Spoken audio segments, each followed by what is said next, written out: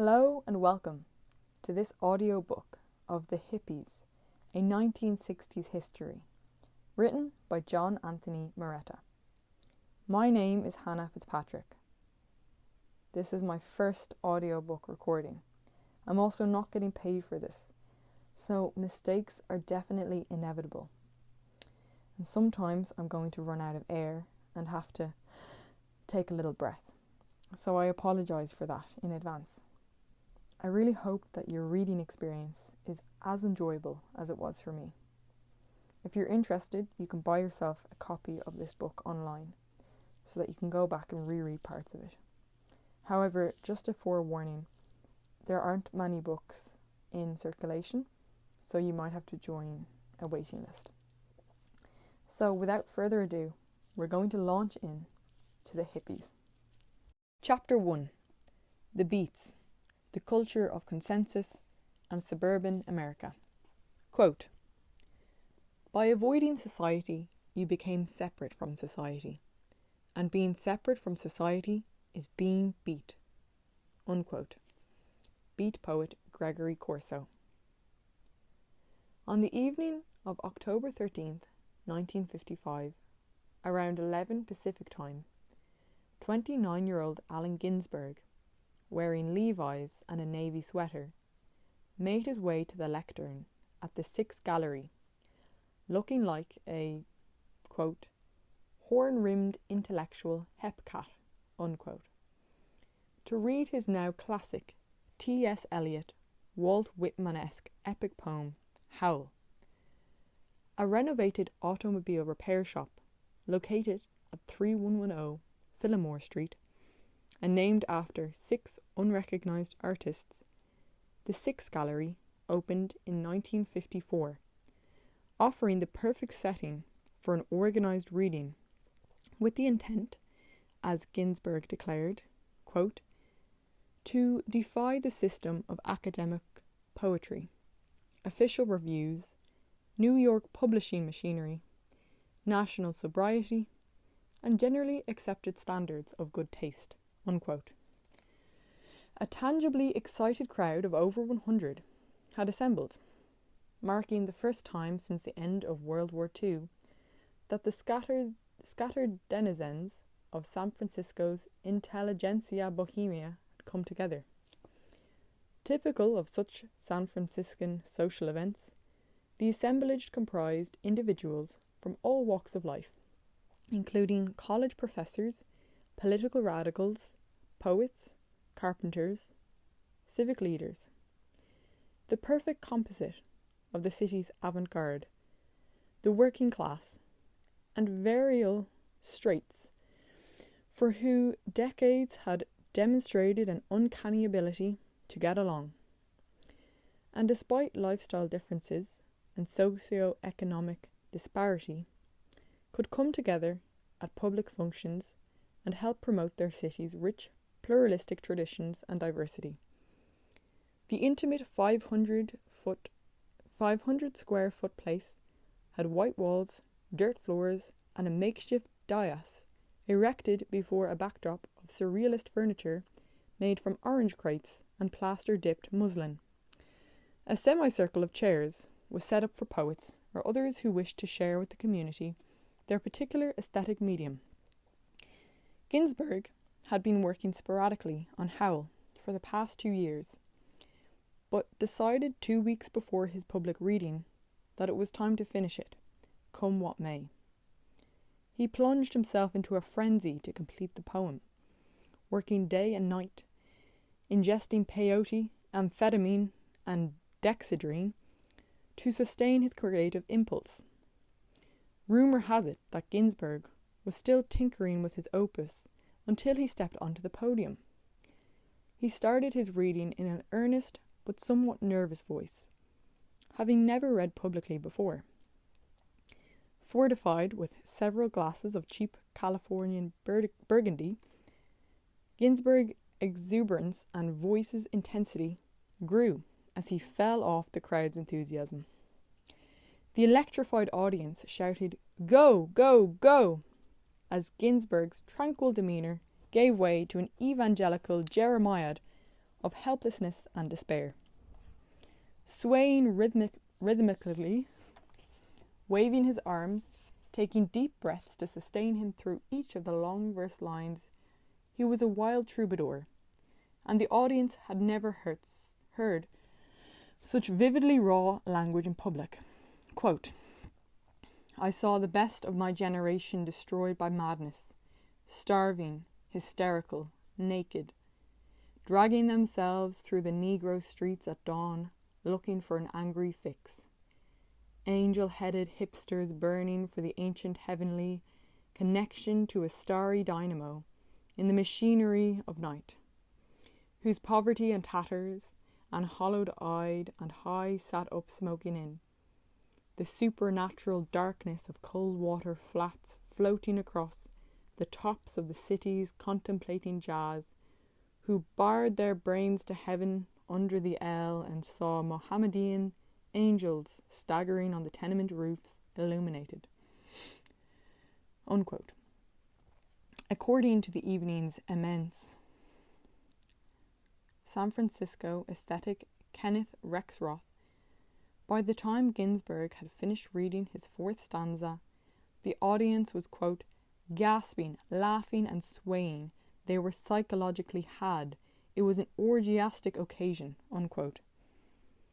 From the poem's opening lines to its last verse, quote, "In my dreams you walk dripping from a sea journey on the highway across America in tears to the door of my cottage in the western night," unquote.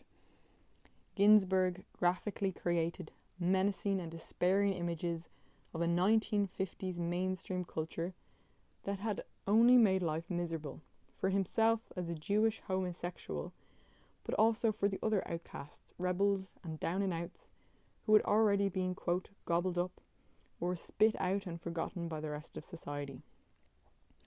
Christening 1950s mainstream culture Moloch, after a Semitic deity who ate children, he ranted, "Moloch, solitude, filth, ash cans and unobtainable dollars, children screaming under the stairways, boys sobbing in the armies, old men weeping in the park, Moloch, whose mind is pure machinery, Moloch, whose blood is running money, Moloch, whose fingers are 10 armies, Moloch, whose breast is cannibal dynamo, Moloch, whose ear is smoking tomb," unquote. Cold War paranoia had caused such repression, fear and resignation to the status quo. Ginsberg and his fellow Beats tried to find solace and personal escape from such madness by, quote, "purgatorying," unquote, their, quote, "torsos after night with dreams, with drugs, with waking nightmares, alcohol and cock and endless balls," unquote. Ginsberg offered no resolution, political nor spiritual, for the state of affairs he had just described, believing redemption impossible. In the end, all would go mad. Americans who had cried out against such soul-sucking oppression would become so alienated and full of despair that they would end up with all the rest of history's mad seers and lost visionaries in insane asylums. Quote, "I'm with you, Rockland," which is New York's state mental hospital, "where you scream in a straitjacket that you're losing the game of the actual ping-pong of the abyss. I'm with you in Rockland, where 50 more shocks will never return your soul to its body again from its pilgrimage to cross in the void," unquote. Ginsberg's poem was not only about his generation's sense of alienation from 1950s mainstream culture. Howl also openly promoted drug usage to help ease the spiritual, emotional and psychological pain society inflicted on individuals unwilling to live by conventional standards. Most controversial was Ginsberg's use of graphic sexual imagery and language, especially when describing homoerotic encounters. Ginsberg not only unveiled his own homosexuality in Howl, but exalted as well as gay sexual escapades. Ginsberg's explicit language and flaunting exaltation of homosexuality in an era where gays were more often vilified than communists outraged white middle-class moral sensibilities and accepted standards of intimate behaviour. Emotionally drained, after 15 minutes of delivery, Ginsberg recalled that he dissolved in, quote, tears which restored to American poetry the prophetic consciousness it had lost since the conclusion of Hart Crane's The Bridge, unquote. Rex Roth, equally emotionally moved, later recalled that Ginsberg's reading just blew things up. Ginsberg's peers all agreed that they had witnessed an individual's transformation. Poet and dramatist Michael McClure, who had read his work just before Ginsberg, believed Howell was, quote, Allen's metamorphosis from a quiet, burning bohemian scholar, trapped by his flames of repressions, to epic vocal bard, unquote. The Transfiguration extended beyond Ginsberg to accelerate the communal promotion of San Francisco's beat community. McClure later recalled, quote, we had gone beyond a point of no return, and we were ready for it, for a point of no return. None of us wanted to go back to the grey, chill, militaristic silence, to the intellectual void, to the land without poetry, to the spiritual drabness. Ginsberg left us standing, wondering, cheering, but knowing at the deepest level that a barrier had been broken, that a human voice and body had been hurled against the harsh wall of America, and its supporting armies and navies and academies and institutions and ownership systems and power support bases. We wanted voice and we wanted vision, unquote. And Ginsberg had provided both to his fellow beats. Perhaps the most important congratulation came from poet and bookstore owner and publisher Lawrence Fairlingetti, whose City Lights bookstore at 261 Columbus Avenue in the North Beach area had become one of the city's bohemians' favourite haunts. Fairlingetti had missed the evening's performance, but had heard of its electrifying effect on all in attendance. In a telegram, Fairlingetti told Ginsberg that, quote, all in capitals, I greet you at the beginning of a great career. When do I get the manuscript? Unquote.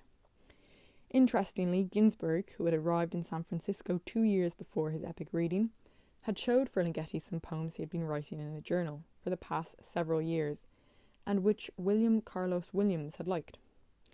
Fairlingetti was intrigued. For a young poet to have his work blessed by someone of Williams' stature was to be taken seriously. Ginsberg also mentioned his work in progress, Howell. Neither man could have imagined that this poem would eventually expose both Allen Ginsberg and his patron, Lawrence Fairlingetti, and his little bookstore on Columbus Avenue in North Beach to an international fame and notoriety. Nor could either poet have realised that they would be among the key players in igniting the San Francisco Renaissance of the Beat era. Ironically, Howell's initially notorious place in American culture owed most to Captain William Hanrahan of the San Francisco Police Department's Juvenile Bureau and the United States Customs Collector for San Francisco, Chester McPhee. Fairlingetti published 1,000 copies of Howell and other poems, number 4 in his Pocket Poet series, in November 1956, knowing full well that Howell's explicit sexual imagery and obscenities would arouse the censors and other conservatives disturbed by the poem's vulgarities. Fairlingetti took some precaution with the text, placing asterisks on the dirty words. Within a week of the collection's release, Fairlingetti had sold all 1,000 copies. His local printer could not handle a larger order, so Fairlingetti contacted a British printing company who agreed to print 5,000 more. No sooner did the books arrive at the port of San Francisco, in March 1957, than they were seized by Collector of Customs Chester McPhee, who hoped to not let them see the light of day, based on their obscene content. Despite McPhee's attempts to confiscate the books, he eventually was forced to release them to Fairlingetti, who placed them on his shelves. Again, patrons lined up outside the door to buy copies, some purchasing several at a time. However, on May 21st, 1957, Hanrahan ordered the arrest of Fairlingetti and Shigeyoshi Murao, City Lights bookstore manager, who had sold Howl to two plainclothes policemen on obscenity charges. The beat literati were enraged, and were so many of the nation's poetic establishment, as William Carlos Williams, who quipped, "Howl is an arresting poem." Not only did many of the nation's most prominent men and women of letters rally to Murao and Ferlinghetti's defence, but so did the American Civil Liberties Union, believing the matter to be a precedent-setting First Amendment case. During the trial, which began in the summer of 1957, ACLU attorneys marched literary experts one after another to the stand, with so many proclaiming Howl to be as monumental to American literature as Walt Whitman's Song of Myself and Leaves of Grass. One critic called Howl the wasteland of the younger generation, and poet-critic Mark Schuer opined that Ginsberg's inclusion of street language and homosexuality and other alleged obscenities was necessary to convey to readers the picture the author is trying to give us of modern life as a state of hell. To the shock of censorship advocates, but to the delight of the Beats, the ACLU, and to the majority of the nation's literary community, Ferlinghetti and Murao were found not guilty. The trial not only provided beacon of light for free expression, but a spotlight trained on the Beats. Indeed, by 1958, 20,000 copies of Howl and Other Poems were in print. As of 2012, over 1 million copies have been sold worldwide. Both the Sixth Gallery and the epochal poetry reading held there that evening epitomised the burgeoning post-World War II avant-garde that had been percolating in cities like San Francisco and New York for several years. However, at the time of Ginsberg's reading, the overwhelming majority of Americans had never heard of the Beats, let alone their personal and collective outrageous escapades, spiritual quests, and sexual explorations, all of which became the raison d'être of both their literature and individual lives. By 1955, a few sporadic articles had appeared about the Beats in the nation's more progressive metropolitan newspapers, such as the New York Times, and in some of the nation's more radical journals. By the late 1950s, thanks in large part to Ginsberg's performance at the Sixth Gallery, the Beat generation would be out of obscurity and into mainstream popular culture. Although their star power was brief, they would nonetheless become one of post-World War II America's most influential countercultural forces, providing the template and inspiration for the most important countercultural phenomenon in post-World War II America, the hippies. Indeed, for many hippies, Ginsberg would become one of the most sanctified gurus, the embodiment in spirit of their movement's ideals and purpose. According to Theodore Roszak, through his poems, Ginsberg became the, quote, vagabond proselytizer of the new consciousness for the disaffiliated young of America and much of Europe, unquote. Ginsberg believed as fervently as most hippies in the transformative power of psychedelic drugs and Eastern spiritual traditions, which Ginsberg and many of his Beat compatriots had embraced long before the first hippie quoted the sacred texts of Zen Buddhism. Ginsberg regularly attended the hippies' gathering of the tribes to recite his poetry, propagate Eastern philosophy and spirituality, and lead the crowds in Vedic chanting. Although a reluctant leader to the legions of hippies who venerated him, Ginsberg nonetheless took his role seriously as guru, doing all he could to ease the tensions between the countercultures of the Beats and the hippies, as well as between the 1960s New Left political activists and the hippies. True to his pacifist core and devotion to propagating the hippie love ethos, Ginsberg even believed rapprochement possible between a hostile straight world and the counterculture. Ginsberg continued to write poetry through the 1980s, while he travelled the college circuit, passionately advocating to new generations of American youth the importance of spirituality, free speech, and the beauty of poetry. In 1997, one of the most revered countercultural icons died from liver cancer. Ginsberg's literary legacy is one of the most influential of modern American writers. His presence and activism during one of the most pivotal decades, the 1960s, in post-World War II America, had made him a socio-cultural and historical tour de force. Soon after Ginsberg's death, a reviewer for The Economist declared that, quote, "Like it or not, no voice better reflected his times than Mr. Ginsberg's. He was a bridge between the literary avant-garde and pop culture," unquote.